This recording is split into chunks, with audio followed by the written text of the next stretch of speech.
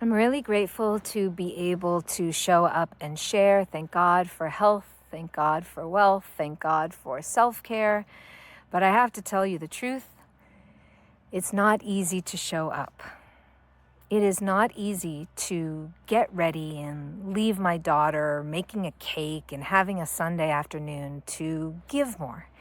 But that is the most important part of this entire ecosystem. So for those of you who don't know me, my name is Jaishree Dow-Spielman. I have been a spiritual educator for 20 years full-time. I built my brand and my business many years ago through the Soul Culture Yoga School, where I certify yoga teachers. I taught all over the world, multiple retreats. I still do, India, Costa Rica. And I created something called the Soul Mapping Matrix, which is a programming for re-identifying your relationship to reality. And on this day, happy, beautiful, light is changing autumn day, I was thinking about the 12 tools of Soul Mapping Matrix. The 12 tools because I just got a call today. I got 2 calls yesterday from all these beautiful women in my life who are building their own brands, building their identity online, buying their real estate, if you will, in the ethers. And back when we did not have ChatGPT, game changer, back when we wrote everything ourselves, our own courses, when we had to teach in real time, despite whatever illness or money issues or family crises that were happening, back then, we have developed systems that work and attune to our psychology, not just like myself and not just you as my beloved, but also to the collective. So the 12 tools of Soul Mapping Matrix are not reframes. They are consistent, repeatable, relatable, reliable, first principle tools. That means they work in any language, in any culture. They are defined by the real life pain and suffering and poignancy that I experience and that I know you experience too. So one of the first most powerful tools, of course, is yoga. Yoga is both about softening and strengthening. It is flexibility into freedom. It's alignment, it's values, it's not just hamstrings. When the wellness industry commercialized peace, we somehow definitely forgot that yoga was born as a rebellion. I was an actor. I exemplified and lived what it is to share art, to share culture, to embrace controversy with love. I did that until I was 30 before I became a yoga teacher. And I remember that feeling of a refusal to live a life unexamined, right? A life where I wasn't connecting to the truth of my emotionality, my psychology, my pain, my joy, my vitality. And so yoga is not a tool just for a religion or a healing practice. It's about not performing anymore. Yoga is about spirituality when practiced, when redeemed as our core essence, as the truth of who you are. Yoga is about showing up to the sacred contracts that are in real life every day. The bus stop, the teacher conferences, the bank, on the phone, in work. It's a corporate company, this world, and we are practicing sacredness as spiritual souls. So every asana is like a political statement, actually. And so yoga means much more than just health. Yoga is about restoring your sovereignty. Second tool, breath work. For me, breath work has been the guide and guiding light and north compass to turning my fear, transforming my fear into radical honesty. I have to breathe. I found out recently as an Asterian astrologer with my teacher Jade that I have this cobra, female cobra head, but the rest of me is like a lion. There's some horse in there. I've got a horse Vok body where I run around and sometimes unbridled and communicate my truth. If I don't breathe, I don't speak. If I don't speak, I'm not living my legacy. I'm not building it. I'm not in my dharma. And so the courage it takes to speak and show up, that is what breath work opens us up to. It's what invites us in, the deeper breath. So breath work is key, it is vital, and it is the second tool in the 12 soul mapping matrix tools. I also think that breath is the final currency. I think this world, the media, the markets, the medicine, it's like breath is still free, it is still real, and it is the only true currency that we have with each other. Money can be real, it can be fake. Exchange energy, yes, but breath, it starts with breath. So when you breathe during pain, before and after it, you're reclaiming your essential being. You're re-identifying with your soul's truth. It's like you're reclaiming your nervous system capital. Or you're reclaiming your nervous system from capitalism. Not that that's such a bad thing, but you inhale presence, you exhale performance. We move from doing and hardcore making everything happening to being. Man, it works every time. So breathing. And that's why I'm talking about breathing, because it is about business. It is about presence. It is about building your brand in the world.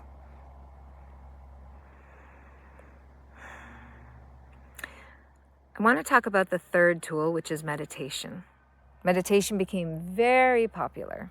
And, as a Gaudiya Vaishnav, we often think of Bhakti Yoga as eating and dancing and cooking for Radha and Krishna, hopefully Radha for the goddess. We have very busy holidays. We have a very busy calendar every year. The Tithi, or the day in the Vedic calendar, changes, kind of like Judaism. But we are really needing to befriend this idea of meditation so that we don't become unhinged, right? Like in the digital noise of today, meditation is an activism. And so being a yogi or a yogini or being a yoga enthusiast is sort of a priestly passage. It's like sitting in your meditation for a minute means you're in the new revolution, the revolution of who you are. And when we meditate, we melt inside and the old us dies and we reacclimate to our devotion. Krishna always has said in the whole Bhagavad Gita and all the Puranas and all the Vedas, at some point the soul, why is the soul here? Why are we here? Don't I just want moksha, liberation, or just get out of here? Well, in some ways, yes. That's why we have business. That's why we make money, because we're churning the wheel of time and we have to be part of humanity, which means we're going to be born, we're going to learn, hopefully, we're going to get older, get sick and die, and start over again. So, perfectionism has to die. And devotion has to begin. And so when the Vedas say that, why are we here? Because our souls at some point decided to turn away from God. And we looked to the new world and we were like, oh yeah, I want to do this. And here we are. Here we are. So when you can sit with yourself, your unpolished, imperfect self, you become trustworthy to desire. And this is very important because there are different levels of desire. I'm not talking just about lust. I'm talking about your core desire, which of course is the second phase of the soul mapping matrix in the first realm, where we always shift from just being triggered and in trauma and in pain, which will come back over and over again, to being in the portal of our desire. And that helps us make better choices. So meditation is key for that.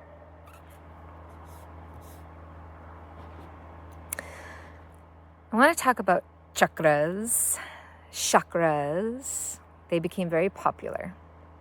And if you want to clear any of your past lives or your trauma or your ancestral wounds, I'm looking at the beautiful moon right here and I'm feeling, I'm so lucky, right?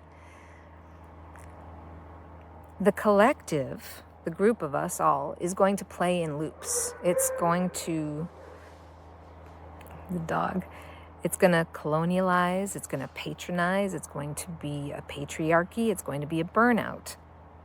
I'm not saying we all have to become feminists or witches, but we women are embracing our femininity, and that means the virgin, the healthy bride and mother, the crone. So we need to clear them. And when we update our ancestral codes through chakra cleansing, which is one of the first things I work with my clients, we re-examine the masculinity in us and the femininity. We stop competing with our own energies. We become best friends. And that's actually a beautiful way to start creating. So chakras are real. They go through the meridian line. It's part of Veda and Ayurveda, and it's part of Chinese medicine, and it's just nothing we can actually ignore. So it's there. Okay. Energy healing. Specifically, yes, I'm a Reiki master, but also Jivatma energy healing in the line of our beloved Jonathan Glass and Healing Essence. Manifestation, in truth, is quite magical, but again, it has to meet systems and science, and then it becomes devotion, it becomes true service. So the energy healing we do in Soul Culture Yoga has hundreds of hours of assisting physically. It has to be matched with the energetic signature and pattern of who you are, and who your clients are, and who your beloveds are. Very helpful to understand how to be and go through the 27 sheaths, or even a few of them, even just earth, water, fire, air, but meda, fat, and blood, and bone, and your psyche, and your ego. It's so wonderful to pray to the divine deity and say, every thought I'm making is an investment, and I want to make sure my words match it, and I want to make this wire transfer. I keep bringing it up to business because that's what people are asking a lot about. So energy healing does tune your business into divine frequency. That way, profit and process are not opposites. Understanding polarity, like astrology and north and south nodes, that's part of it. So really important Reiki and Jivatma energy for me, and that's why I pass that on in my trainings and in Soul Mapping Matrix.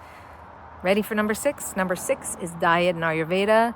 Might sound so simple, but when we alchemize the energy that's coming through our food, when we alchemize it through nutrition, and we understand, we clear our modes of passion or our modes of ignorance or our inertia, we can get up and go. If we have too much fire, we need to bring in some earth, we need to bring in some water. So this is about consciousness. We Westerners are the most overfed and undernourished culture. We're information rich, but spiritually poor, right? So we want to add that in however we can. There's no appropriation. This is just one of the oldest indigenous practices in the world, and it's where so much of our medicine comes from.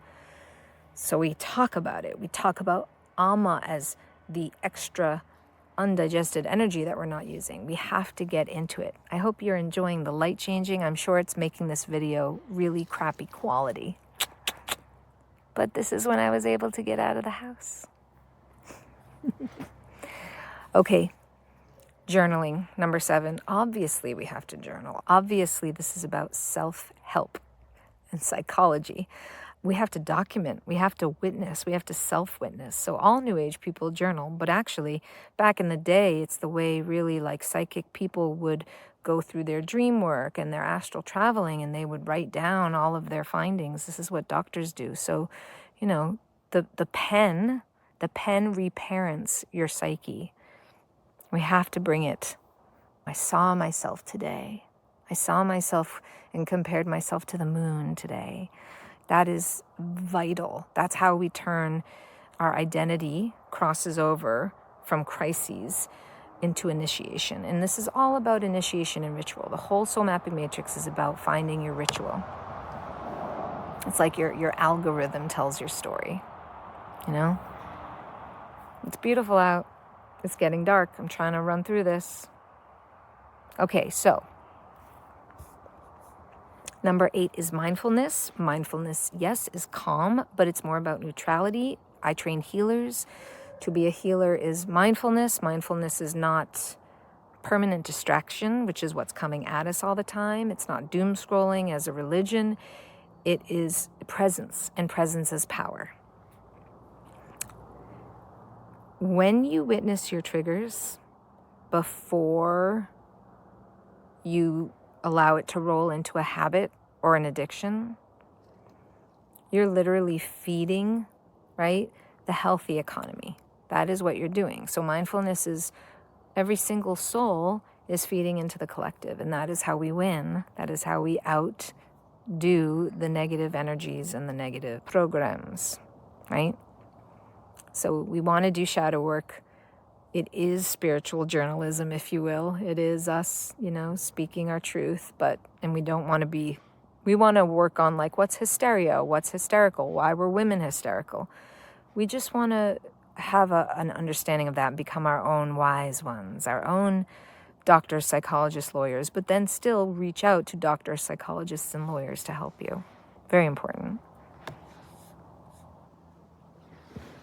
Okay.